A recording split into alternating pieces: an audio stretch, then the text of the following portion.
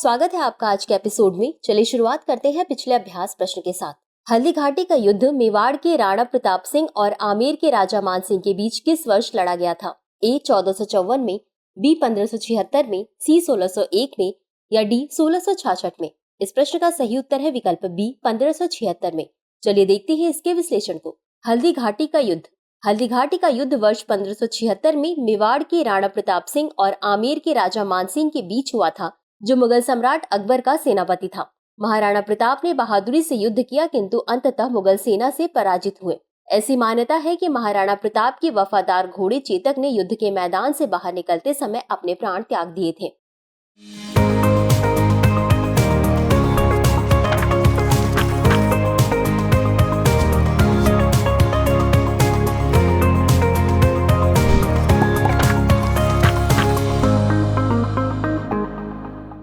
तो चलिए शुरुआत करते हैं आज के एपिसोड की पहले प्रश्न के साथ। प्रधानमंत्री किसान सम्मान निधि योजना का शुभारंभ किस वर्ष किया गया था? ए 2015, बी 2019, सी 2021 या डी 2022? इस प्रश्न का सही उत्तर है विकल्प बी 2019। चलिए देखते हैं इसके विश्लेषण को। प्रधानमंत्री किसान सम्मान निधि यानी पीएम किसान भूमिधारक किसानों की वित्तीय जरूरतों को पूरा करने के लिए 24 फरवरी 2019 को पीएम किसान का शुभारंभ किया गया था। योजना के अनुसार प्रत्यक्ष लाभ अंतरण यानी डीबीटी के माध्यम से देश भर के किसान परिवार के बैंक खातों में प्रत्येक 4 माह में 3 समान किश्तों में 6,000 रुपए प्रति वर्ष का वित्तीय लाभ अंतरित किया जाता है। यह योजना शुरू में ऐसे छोटे और सीमांत किसानों के लिए थी जिनके पास 2 हेक्टेयर तक की भूमि थी, किंतु बाद में योजना का दायरा सभी भूमिधारक किसानों को शामिल करने के लिए बढ़ा दिया गया था। यह एक केंद्रीय क्षेत्र की योजना है जिसका पूर्ण रूप से वित्त पोषण भारत सरकार द्वारा किया जाता है। इसे कृषि एवं किसान कल्याण मंत्रालय द्वारा क्रियान्वित किया जा रहा है। अगला प्रश्न है, राष्ट्रीय सूचना विज्ञान केंद्र की स्थापना कब की गई थी? ए 1976, बी 1979, सी 1982 या डी 1988? इस प्रश्न का सही उत्तर है विकल्प ए 1976। चलिए देखते हैं इसके विश्लेषण को।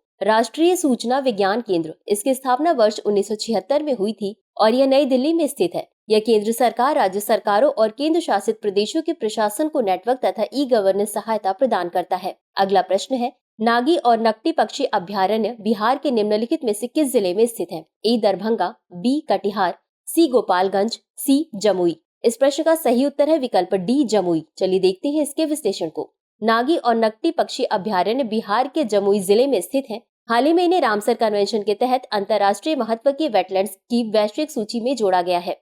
दोनों पक्षी अभ्यारण्य मुख्य रूप से नकटी बांध के निर्माण के माध्यम से सिंचाई के लिए विकसित मानव निर्मित वेटलैंड्स पर बनाए गए हैं। दोनों अभ्यारण्यों को सर्दियों के दौरान प्रवासी प्रजातियों के आवास के रूप में उनके महत्व के कारण वर्ष 1984 में पक्षी अभ्यारण्य के रूप में नामित किया गया था। अगला प्रश्न है, भारतीय खाद्य सुरक्षा एवं मानक प्राधिकरण की स्थापना खाद्य सुरक्षा एवं मानक अधिनियम के तहत किस वर्ष की गई थी? ए 2006, बी 2009, सी 2013, डी 2018? इस प्रश्न का सही उत्तर है विकल्प ए 2006। चलिए देखते हैं इसके विश्लेषण को। भारतीय खाद्य सुरक्षा एवं मानक प्राधिकरण यानी FSSAI, भारतीय खाद्य संरक्षण एवं मानक प्राधिकरण यानी FSSAI खाद्य सुरक्षा और मानक अधिनियम 2006 के तहत गठित एक वैधानिक निकाय है। FSSAI भारत में खाद्य सुरक्षा एवं गुणवत्ता को विनियमित और पर्यवेक्षण करके सार्वजनिक स्वास्थ्य की रक्षा तथा संवर्धन के लिए उत्तरदायी है, जो स्वास्थ्य एवं परिवार कल्याण मंत्रालय के अधीन कार्य करता है।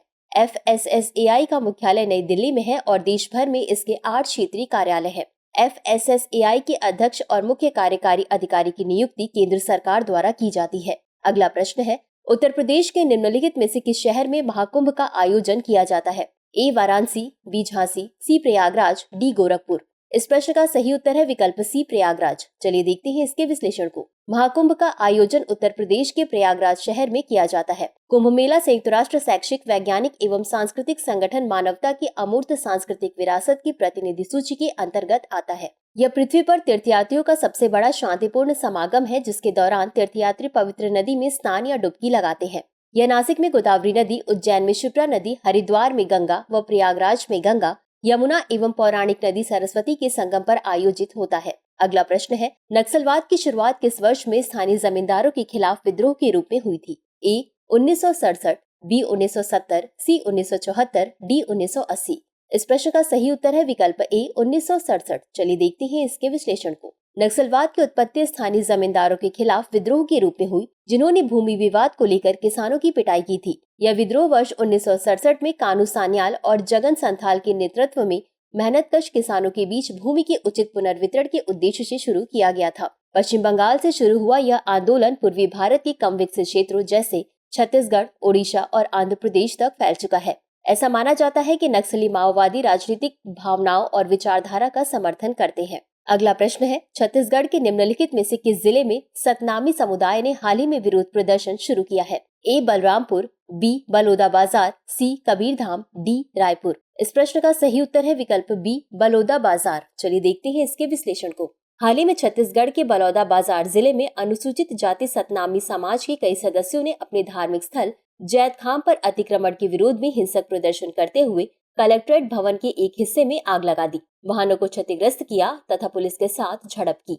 छत्तीसगढ़ के सतनामी समाज के व्यक्ति ब्रिटिश काल के दौरान बंगाल में सामाजिक आर्थिक आंदोलन का गठन करने वाले व्यक्तियों का एक समूह थे। इस आंदोलन की स्थापना और नेतृत्व बिलासपुर जिले के घासीदास ने किया था तथा उन्हें एक अछूत चर्मकार माना जाता था। अगला प्रश्न है, निम्नलिखित में से किस राज्य सरकार ने सार्वजनिक शिकायतों को निपटाने के लिए मुख्य सचिव कार्यालय में समाधान प्रकोष्ठ की स्थापना की है? ए बिहार, बी राजस्थान, सी हरियाणा, डी उत्तर प्रदेश। इस प्रश्न का सही उत्तर है विकल्प सी हरियाणा। चलिए देखते हैं इसके विश्लेषण को। हरियाणा सरकार ने लोक शिकायतों के निपटान के लिए मुख्य सचिव कार्यालय में समाधान प्रकोष्ठ की स्थापना की है। इस पहल में प्रत्येक कार्य दिवस पर जिला एवं उपमंडल स्तर के मुख्यालयों पर समाधान शिविर सत्र आयोजित किए जाएंगे, जिसका लक्ष्य जन समस्याओं का प्रभावी समाधान करना होगा। नीति संबंधी मुद्दों का निपटान राज्य मुख्यालय स्तर पर प्रशासनिक सचिवों के समन्वय से प्रकोष्ठ द्वारा किया जाएगा। तो चलिए अंत में देखते हैं आज के अभ्यास प्रश्न को। Narcotics, drugs and psychotropic substance यानी एनडीपीएस अधिनियम किस वर्ष लागू किया गया था? ए 1980, बी 1982, सी 1985, डी 1990। इस प्रश्न का उत्तर कमेंट बॉक्स में जरूर दें। आज के लिए बस इतना ही। धन्यवाद।